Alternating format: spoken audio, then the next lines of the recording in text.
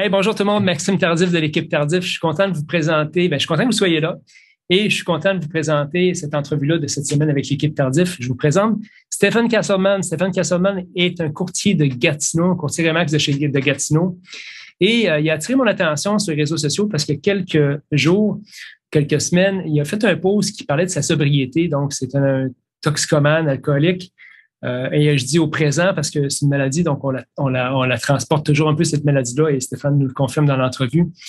Et je trouvais ça intéressant de la voir parce que quelqu'un qui a cette maladie-là, qui se retrouve dans le milieu immobilier, où c'est un milieu hautement addictif, les hauts et les bas de l'immobilier, toujours être sur son cellulaire. Alors, j'étais intéressé à savoir comment il naviguait ça. Stéphane est un gars aussi qui a beaucoup de tatous, fait que je lui demandais de nous parler de ça quand il rencontrait les clients, comment ça se passait. Alors, Stéphane, de son propre aveu, est un petit peu gêné. C'est son premier podcast qu'il faisait. Vous allez voir, c'est bien intéressant. N'hésitez pas à aller vous mettre des commentaires si vous avez apprécié l'entrevue, si ça vous a apporté quelque chose. Allez vous abonner. Allez nous mettre un 5 étoiles, s'il vous plaît, sur iTunes. Allez vous abonner à notre chaîne YouTube. Donc, on est super contents. Puis c'est une façon de redonner, nous autres, à la communauté, de faire des podcasts comme ça, faire connaître des gens, informer des gens, les inspirer. Alors, j'espère que c'est utile. N'hésitez surtout pas à partager l'entrevue et bonne écoute, merci. Bye bye. Hey, salut Stéphane Castleman, merci d'avoir accepté l'invitation cette semaine chez l'équipe Tardif. Tu sais, moi, je m'inspire toujours de choses du quotidien quand j'invite des gens à cette émission-là. Des fois, c'est des courtiers, puis des fois, c'est d'autres personnes. Ça donne que tu es un courtier. Ce qui m'a inspiré dans ton histoire, c'est que tu t'es affiché ouvertement comme étant un toxicomane, alcoolique anonyme. Puis quand je dis ça, c'est on l'est toujours. C'est une maladie, c'est ce qu'on dit, hein? Et tu t'es lancé en immobilier dans un mode de vie qui est hautement addictif aussi, qui est l'immobilier. Puis je pense que beaucoup de gens vont se reconnaître là-dedans. C'est une des raisons pourquoi je voulais parler de ça, c'est que c'est dur de trouver un équilibre en immobilier. C'est tellement complexe et demandant comme travail. Fait que je suis content d'avoir quelqu'un qui a le baptême du feu là-dedans parce que tu as passé à travers pas mal des affaires. Puis je suis content que tu sois là pour en parler aujourd'hui. Puis j'espère que ça va inspirer des gens à soit aller chercher de l'aide, soit peut-être revoir leur mode de vie. Fait que Stéphane, merci d'être là. Ben merci.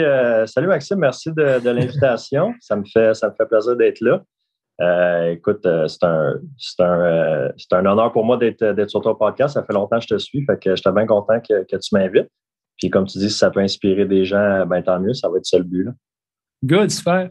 Écoute, parlons un petit peu de ton parcours, Stéphane. Puis on va peut-être remonter au moment où justement ça a été les moments les plus difficiles de ta vie, comment tu es arrivé là, puis on parlait aussi de tout ce qui est la transition vers le sport, vers l'immobilier.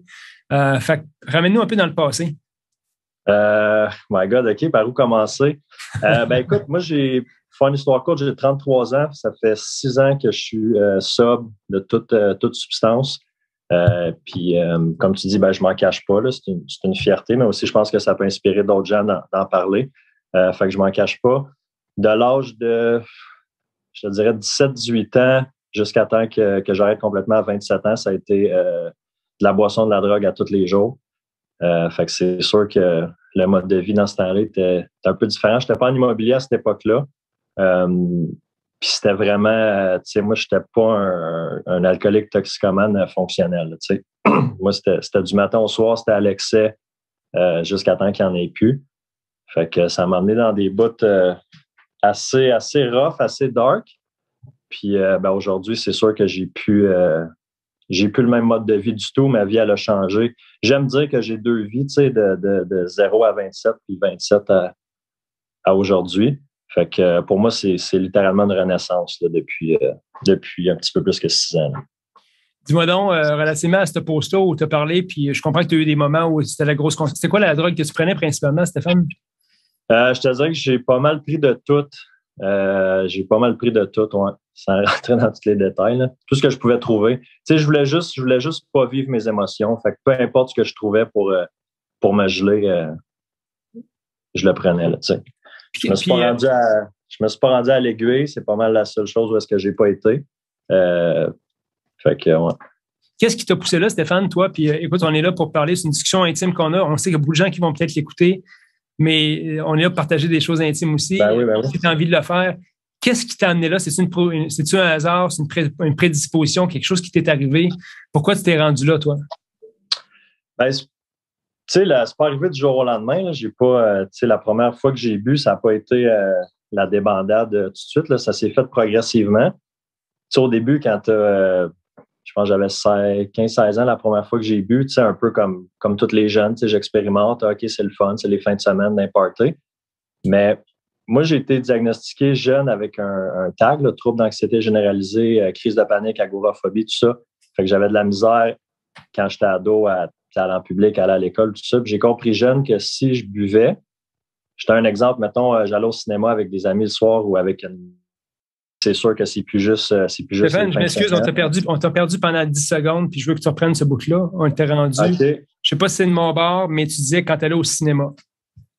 Ouais, c'est ça. Mais je te donne un exemple. Disons, j'allais au cinéma avec des amis ou avec une blonde dans le temps, ben à cause de l'anxiété, les crises de panique, c'était vraiment difficile pour moi. Fait que j'ai compris jeune que si je prenais un verre avant, j'étais correct pour aller faire mon activité, que ça soit aller à l'école dans le temps, faire pas mal n'importe quelle activité que j'avais à faire. Fait que je me suis auto-médicamenté avec ça assez jeune. Fait que là, après, c'était plus juste les fins de semaine, c'était rendu la semaine. Ça commençait de plus en plus tôt dans la journée jusqu'à éventuellement, c'était le matin en me levant. Là, les shakes du matin. J'ai connu ça, être malade, les hangovers 7 jours sur 7, j'ai connu ça pendant longtemps. Fait que c'est dur sur le corps, c'est dur sur l'esprit, c'est dur sur l'âme, c'est dur sur tout le monde autour de toi. Puis la drogue est arrivée un petit peu plus tard dans ma vie. Puis je te dirais, ça m'a tellement fait descendre bas et vite que ça m'a sauvé la vie. C'est drôle à dire, là, mais ça m'a quasiment sauvé la vie d'un sens. Parce qu'on dirait que la boisson, j'aurais pu étirer ça peut-être encore plus longtemps. Mais la drogue, ça m'a vraiment fait prendre un bas-fond vite. En donné, je veux dire, c'était une question de vie ou de mort. Là, moi, il y a une journée, j'ai eu un choix à faire là, parce que ça fonctionnait plus pantoute. Là. Ouais. Le choix, c'était quoi finalement? C'était s'arrêter de consommer? C'était-tu de plus vouloir être là? C'était quoi le choix que tu avais?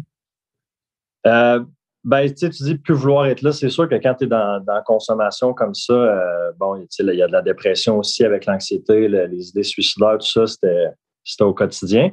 Mais à un moment donné, c'était un choix comme physiquement. Là, moi, il y a un médecin qui m'a dit, si tu continues comme ça, je me souviens, on était au mois de octobre 2014, puis elle m'a dit, si tu continues comme ça, tu te rends pas à Noël.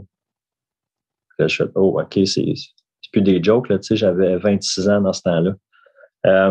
Fait que là, je me suis rendu de mon propre gré dans un centre de thérapie. J'ai trouvé la force d'aller chercher de l'aide. Puis ça faisait longtemps que je savais qu'il y avait un problème. Là, je veux dire, je le voyais que c'était plus normal, ma consommation. Je viens d'une bonne famille autour de moi. Le monde, ça faisait longtemps qu'il m'en parlait, là, que ça avait plus de bon sens. Puis tout ça. Fait que je savais qu'il y avait un problème là.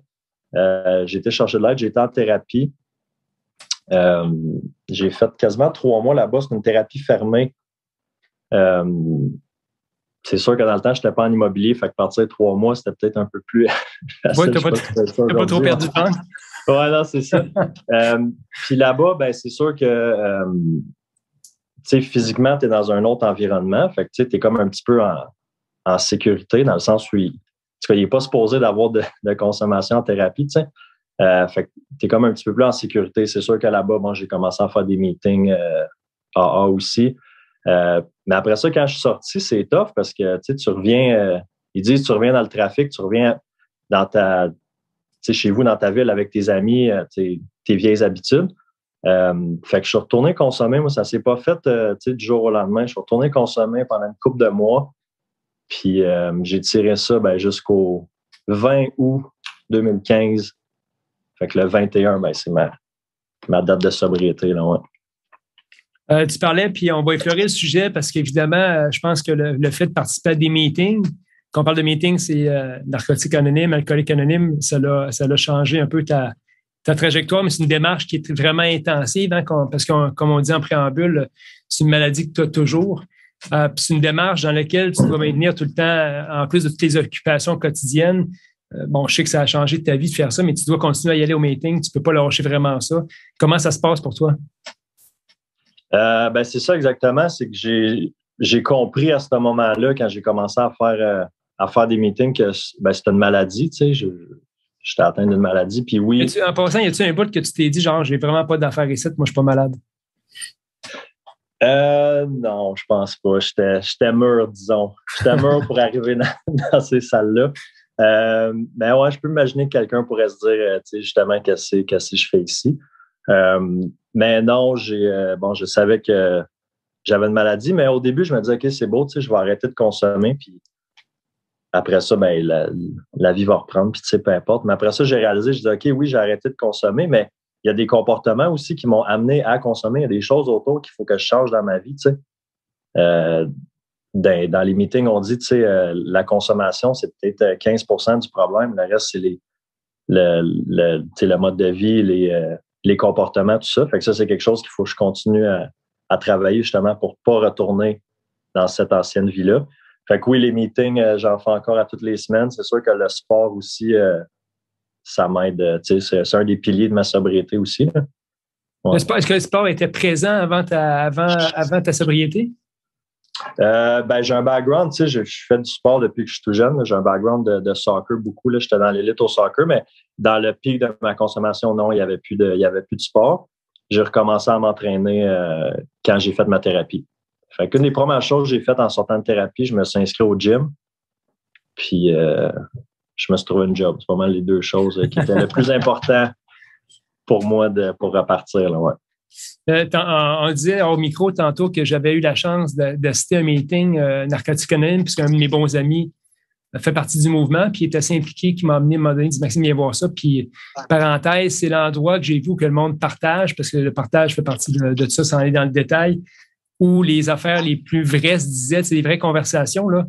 Tu auras des vraies conversations dans la vie, pas tant dans les meetings A puis N, tu as des vraies conversations qui se passent, puis c'est assez impressionnant.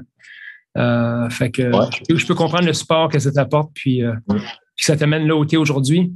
Comment tu t'es retrouvé en immobilier après tout ça? Parce qu'évidemment, il y a le piège immobilier, c'est hautement addictif aussi. Il faut que tu conjugues avec le stress, avec les hauts, avec les bas. Comment tu t'es retrouvé en immobilier? Ben, je te dirais que j'ai commencé mon immobilier l'année passée, au mois d'août.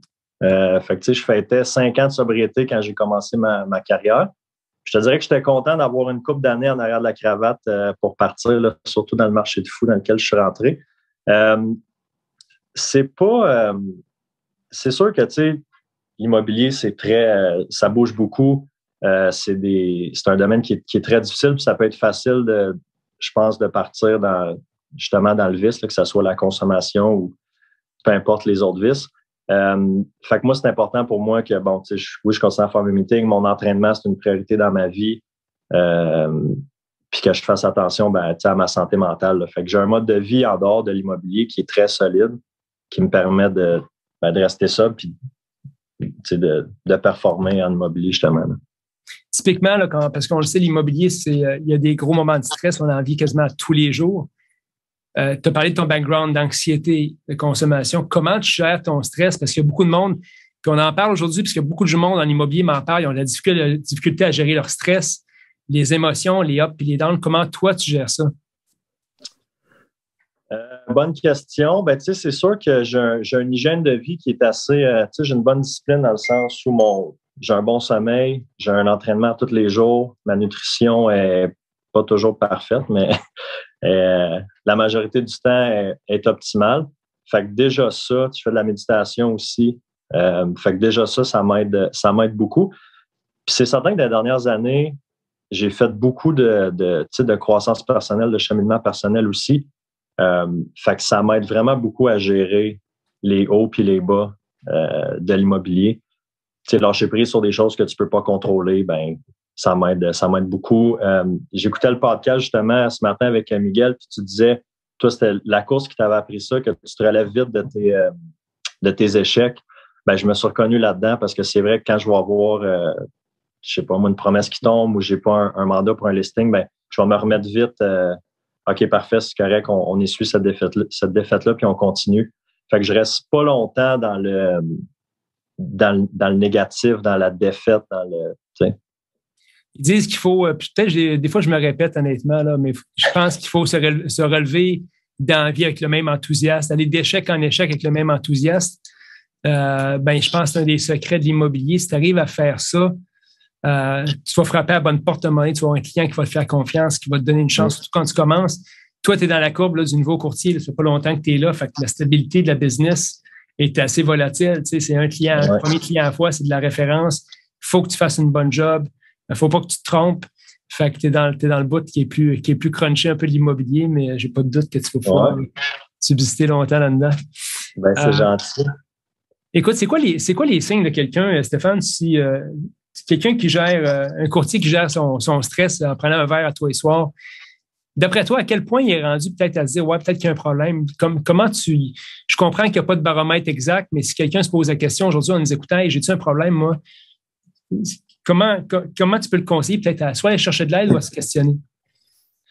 Ben, c'est une bonne question. C'est certain que je ne suis pas un professionnel non plus en dépendance, dans le sens où je n'ai pas d'études là-dedans. C'est que mon expérience. Oh, excuse-moi, j'ai reçu un appel. Là, OK. Ouais. C'est que mon expérience à moi. Puis c'est très personnel, hein, parce que, tu sais, moi, je peux regarder quelqu'un et dire, ouais, peut-être que cette personne-là, elle aura un problème. Puis dans sa tête, cette personne-là, elle a pas du tout de problème, tu sais. Fait que c'est vraiment personnel. Je pense que c'est ta relation. Tu sais, chaque personne a sa propre relation avec la consommation. Moi, je le sais qu'en donné, je devais avoir 18 ans, j'ai traversé une ligne imaginaire où est-ce que là, c'était plus juste pour le fun avec mes chums la fin de semaine, c'était rendu un besoin, tu sais. Puis une fois que j'ai traversé cette ligne-là, je pouvais pas revenir en arrière, tu sais. Mais ça, c'est vraiment à chacun de décider. Mais je pense que si tu te poses des questions, c'est déjà un bon indicateur que peut-être il y a un problème. Tu sais, quelqu'un qui se pose pas de questions, tu sais, ben, ouais. Quelqu'un qui se pose des questions, c'est un bon indicateur, là. Mais tu sais, j'ai beaucoup de... Tu sais, je veux dire, on en parle, là, je suis très, très open là, par rapport à tout ça. Puis j'ai souvent des messages des courtiers, des amis, du monde dans mon entourage, des fois du monde que je connais pas, qui se font taguer dans mes posts. Tu sais. Puis en tout cas, j'ai beaucoup de messages pour aller prendre des cafés, rencontrer du monde, jaser, tu sais, téléphoner, parce qu'ils se posent des questions. Puis ouais, il y en a vraiment beaucoup plus qu'on pense. Je sais pas c'est quoi les statistiques, mais je pense que ça touche toutes les familles, de près ou de loin. La ligne est très mince. Le monde, souvent, je pense qu'ils pensent qu'ils n'ont pas de problème, mais que une bière, c'est pas assez. Il faut qu'il y en ait 10 pour qu'ils soient de bonne humeur. Tu sais. Puis moi, je suis quelqu'un qui consomme socialement, mais je me rends jamais à pas être capable de conduire mon char ou avoir de la difficulté à être fonctionnel. Parce que je veux absolument pas que mes enfants me voient une journée et disent « Ah, mon père... il t'a pris toute une dévisse hier soir, puis ça a l'air correct, tu sais, fait que je vais le faire moi aussi, tu sais. Fait que je pense qu'on a une responsabilité aussi envers nos familles d'aller chercher de l'aide s'il faut en avoir ou de se poser les bonnes questions. Moi, j'ai une question. Un mode de vie. C'est un mode de vie aussi que, tu sais, on se connaît à distance, mais tu as l'air d'avoir un mode de vie, tu sais, très équilibré aussi. Fait que c'est sûr que ça t'aide justement, là, tu sais, ben, si je l'échappe, là, demain, je n'irai pas m'entraîner, je serai pas là pour mes enfants, tu sais, mes clients vont payer le prix aussi, ton équipe mais t'as pas envie de ça, parce qu'à un moment donné, tout le monde était jeune, tout le monde a pris des brosses, comme on dit, mais moi, ça fait, écoute, je me souviens pas la dernière fois que j'ai pris une brosse, comme on dit, là, parce que ça m'apporte rien. Ça m'apporte rien de plus, puis quand le monde réalise que ça t'apporte rien, t'as pas envie non plus de faire ça. Mais je pense qu'on a autre chose, effectivement. Il faut s'accomplir dans le sport. Toi aussi, je pense que tu joues de la guitare. Moi aussi, je joue de la guitare. Je suis un passionné d'autres choses. Fait que j'ai pas besoin de ces affaires-là. Mais c'est délicat, puis je veux absolument pas les personnes qui en ont besoin. Ils ont juste besoin d'avoir un autre échappatoire à soi. Puis l'immobilier est tellement délicat à propos de ça, toutes les dépendances, tout ce qui est se réconforter quand ça va mal, les ups et les downs, on est comme dans le bassin idéal. Toutes les conjonctures sont là pour avoir des comportements. Puisqu'on parle de dépendance, le téléphone cellulaire pour les courtiers immobiliers, écoute, là, ça peut devenir un gros problème pour nous, pour nos familles, parce qu'on est tout le temps là-dessus. Ça n'est une dépendance, une problématique. Moi, quand je suis allé justement faire la traversée de Charlevoix il y a une couple de mois, mon cellulaire ne marchait plus. Écoute, je peux te dire que c'est la meilleure affaire qui m'est arrivée, c'est exceptionnel. Il n'y a plus rien qui te dérange, il n'y a personne qui t'appelle. Puis après une couple de jours, tu dis, ben, c'est pas grave si le monde m'appelle puis tombe sur la boîte vocale. So be it, je suis pas rejoignable, je ressortirai dans une semaine du bois. Fait qu'il faut apprendre à gérer ces choses-là aussi, puis c'est pas évident. Écoute, moi, j'ai une question qui est sûrement sur toutes les lèvres, Stéphane, tu l'as fait poser sûrement. Quand tu arrives chez le client, tu ouvres tes affaires, puis là, il voit sur tes mains que tu es tatoué Comment ça se passe avec les clients en général? Puis je serais intéressé que tu m'entretiennes là-dessus. Puis aussi sur le fait que tu as sûrement déjà rencontré des clients qui étaient dans la même situation que toi, qui étaient des alcooliques anonymes, narcotiques anonymes, puis vous avez connecté à cause de ça. Ouais, c'est vrai, ça m'est arrivé dans ma jeune carrière de rencontrer des gens que je connaissais des meetings.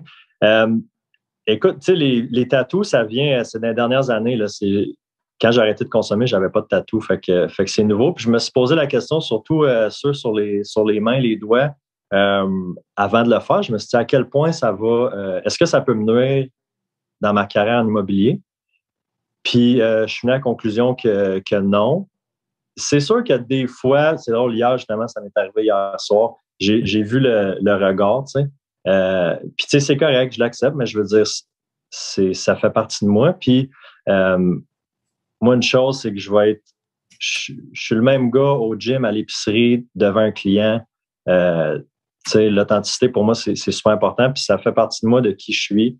Fait que non, je te dirais qu'il y a une bonne réponse. C'est sûr que là, faut que je fasse le gros sourire aussi, le premier contact, là, pas avoir l'air bête qui fasse « Oh my God », qui ça avec ses tatous. Moi, j'ai une piste de solution, une question pour toi. Est-ce que quand tu vois que c'est un élément qui attire l'attention, est-ce que tu l'adresses avec les clients? Est-ce que tu en parles? Ben ouais, tu sais, mettons, ça va arriver quelqu'un je vois qu'il regarde mes mains puis il a un tatou, tu sais, je vais dire, hey, beau tatou, tu sais, tu fais te faire, ou tu sais, juste essayer de briser la glace, mais sinon, tu sais, si je vois que c'est, mettons, un couple plus âgé qui n'ont pas de tatou, je vais juste pas, excuse-moi, un autre appel qui rentre. Non, je vais juste pas en parler, mais... Moi, je te mets au défi, Stéphane, de l'adresser à un moment donné. Parce que la meilleure affaire que tu vas faire en immobilier, puis j'en profite, je suis avec toi, puis je pense que si on peut retirer quelque chose tous les deux de cette conversation-là, quand tu vois que les gens sont attirés par ça, tu peux le mentionner. Moi, ça m'est déjà arrivé de dire, écoutez, je vois que vous portez attention à cette chose-là. Je sais que des fois, ça peut déranger, c'est juste mon modèle d'expression à moi, mais c'est pas... je comprenais que c'est moi, c'est une autre génération, puis tu peux le tourner à la blague, mais des fois, tu es mieux de l'adresser, cette chose-là, puis de voir que de faire comme si on le met en dessous de la table en espérant qu'il n'en pense rien. Tu l'essaieras de l'adresser à un moment donné, de dire, écoutez, je vois que vous regardez beaucoup ça, puis il y a tout le temps une bonne réponse à donner à ça pour que les gens finalement arrêtent de le regarder et qu'ils se sentent confortables avec ça aussi. Non, c'est bonne idée. Je vais l'essayer. C'est sûr que ça donnerait des nouvelles. Je vais te donner un exemple. Moi, j'ai des ongles longs parce que je joue de la guitare, tu sais, sur une main. Puis je vois des fois les gens le regardent. Fait que je dis, écoutez, je sais, vous me regardez les ongles. C'est pas parce que je me coupe pas les ongles, je joue de la guitare. Ah, OK, Maxime, c'est beau, on comprend, tu sais. Okay. Fait que je le fais parce que sinon, les gens, ils comprennent pas pourquoi tu as ça ou tu es comme ça. Fait que des fois, ils vont penser que tu es un ancien biker, peut-être, là, parce que les personnes dans une autre génération, les gens tatoués étaient des bikers. Ouais, c'est vrai. Et tu essaieras de trouver une bonne réponse, puis adresser avec les clients, je te garantis que tu vas avoir du succès avec ça. OK, je vais te donner du feedback par rapport à ça. Good. Dis-moi donc, tu t'es mis aussi, tu as couru un 75 km en continu récemment parce que tu t'es mis aux ultramarathons toi aussi. Comment tu t'es mis à ça? Pourquoi? Ben écoute, ça s'est fait. La course, c'est nouveau, en fait. Quand il y a eu le premier confinement l'année passée, j'avais besoin de bouger. Là. Tu sais, moi, le sport, c'est un des piliers de ma sobriété. Fait qu'il fallait que je continue à m'entraîner. Fait que je me suis mis à courir. Puis, tu sais, c'est sûr qu'au début, tu cours 5-6 km, puis c'est beau, mais je veux dire, j'étais un excessif quand même dans tout ce que je fais. Fait que je disais, jusqu'où je pourrais pousser ça? Fait qu'au début, c'était l'idée du demi-marathon, 21 km. Après ça, je dis, OK, je pense que je pourrais faire un marathon complet, 42. Fait que j'en ai fait 2 l'année passée. Puis là, je dis, bon, what's next? Où est-ce qu'on peut pousser ça? Là, c'est sûr que, je regardais les David Goggins, les Rich Roll, je me disais, l'ultra, Colin, ça, c'est vraiment pousser son corps à la limite. Fait que je trouvais que le 75, c'était une belle distance comme premier ultra. J'étais en confiance que je pouvais le faire. Puis c'était comme la porte d'entrée après ça pour aller dans des plus grosses distances. Là. Fait que, tu as fait ton premier 75 km il y a quelques semaines. Comment tu as trouvé ça? Puis en passant, c'était pas organisé dans une course. Dans une course, c'est une autre expérience. J'ai jamais fait ça. J'ai fait des longues distances tout seul, mais jamais 75 tout seul. Comment tu as vécu ça tout seul? Ben c'est ça, comme tu dis, c'était pas un événement organisé. C'était vraiment moi avec mon sac, mon eau. Il y a 2 de mes chums qui sont venus me rejoindre pour les 30 derniers, mais c'était en trail dans le parc de la Gatineau à Chelsea. Fait que, ouais, je suis parti, j'ai fait le premier 45 tout seul, ça a bien été, mais quand je suis revenu à l'auto pour reprendre mon eau, ma bouffe, puis me changer mes bas, mon gilet, là, je tripais plus. Là, on dirait que mon cerveau, il comprenait pas qu'il fallait repartir pour un autre 30.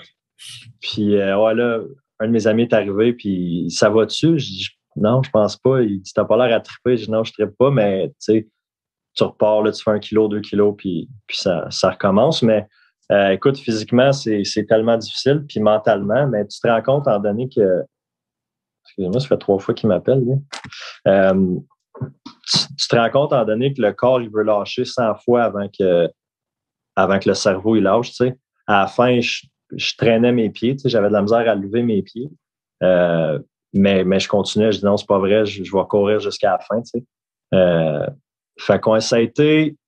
C'est bizarre, hein? Tu le sais que tu vas souffrir, tu t'embarques là-dedans, tu le sais que ça va être dur, tu sais que tu vas avoir mal, puis tu veux le faire pareil, puis tu tripes, mais c'est ça. C'est un drôle de feeling, mais là, c'est sûr que là, j'ai la piqûre, je veux continuer, là. Je vais aller plus loin là-dedans. Là, je t'ai invité à venir à vivre l'expérience de Bromont avec moi pour me pacer. Je t'avertis tout de suite, hein? Les ultramarathons, tu sais jamais ce qui peut arriver. Fait que tu te déplaces de Gatineau. Ça se peut très bien que la journée soit plus longue ou plus courte. On ne sait jamais. Je suis pas du genre à abandonner. Je suis du genre à continuer jusqu'au bout, mais on verra comment ça se passe cette journée-là. Mais vivre une expérience dans un vrai ultra, c'est vraiment le fun parce que tu fais des rencontres, tu rencontres du monde. Moi, je cours toujours avec du monde, je parle. Fait que je t'invite, je te dirais combien de kilomètres t'en venir là, pour que tu puisses peut-être dans les 40 derniers. Ça se peut que ce soit moi qui me traîne les pieds. Mais j'ai bien hâte de faire ça parce que, comme tu dis, c'est pas nécessairement super le fun à tous les moments, mais l'accomplissement qui vient avec, tu es pas mal fier de ça. Puis il y a une piqûre qui vient avec ça aussi, évidemment, comme tu le disais. C'est drôle parce que tu as nommé Rich Roll, Dane Carnegie, c'est 2 anciens personnes qui ont eu des struggles avec l'alcool et les drogues, ces gars-là, qui sont mis à l'ultramarathon puis qui sont des légendes maintenant là-dedans. Fait que voilà. Fait que Stéphane, dis-moi donc, pour quel conseil t'as donné, tu as fait 1 an que tu es dans le courtage immobilier, quel conseil t'as donné aux jeunes courtiers qui veulent se lancer là-dedans, qui n'ont pas vraiment d'expérience, si tu fais une rétrospection de ton année? Oh my God, je me sens pas comme après 1 an si je peux donner des conseils à d'autres courtiers, mais tu sais, ça fait quand même longtemps que je suis en vente. J'étais dans l'automobile avant, fait que tu sais, j'ai un background de vente. Puis ce que j'ai appris dans toutes mes années au niveau de la vente, c'est d'être soi-même, de rester, tu sais, c'est juste d'être soi-même puis de faire ça pour les bonnes raisons. Moi, je suis en immobilier, tu sais, pour les bonnes raisons. Puis je fais juste rester moi-même. Puis j'ai du fun, je m'amuse. Fait que ça serait ça. Puis aussi, peut-être, ton entourage, les gens que tu côtoies, autant physiquement en personne, mais aussi sur les réseaux, YouTube, qu'est-ce que tu écoutes? C'est quoi l'information qui rentre? Fait que ça, c'est important. J'essaie de filtrer ça aussi pour rester dans un bon mindset, puis pas être dans rien de toxique, là. Good. Stéphane, je te souhaite encore plusieurs bonnes années en immobilier, des années de succès. Merci d'avoir partagé un petit bout de ton aventure de la vie parce que le but, encore une fois, de ces podcasts-là, c'est inspirer du monde, c'est leur donner des outils. Moi, comme je l'écris souvent dans mes posts, c'est une façon de redonner à la communauté parce qu'évidemment, moi, je suis chanceux, je vis une belle vie, j'ai une belle famille, une relation équilibrée, une belle équipe de travail. Puis, j'ai pas le choix de redonner à des gens en faisant connaître des gars comme toi pour pouvoir inspirer des gens. Fait que merci d'avoir accepté l'invitation. On va avoir la chance de se voir en personne bientôt parce qu'on ne s'est jamais rencontrés avant cette interview-là. Fait que merci Stéphane pour tout. Puis je te laisse le mot de la fin pour c'est un petit mot à dire aux gens qui nous écoutent. Ouais, ben écoute, merci à toi de l'invitation. Ouais, c'est sûr qu'on va pouvoir se voir à Bromont. Je pense que je devrais être capable pour les 40 derniers là, de t'accompagner. Puis ouais, c'est ça, j'ai bien hâte de voir la suite. Good. Merci Stéphane, merci pour tout. Puis on se reparle en vrai bientôt. Ouais. Merci à tout le monde d'avoir écouté ça. Salut. Bye bye.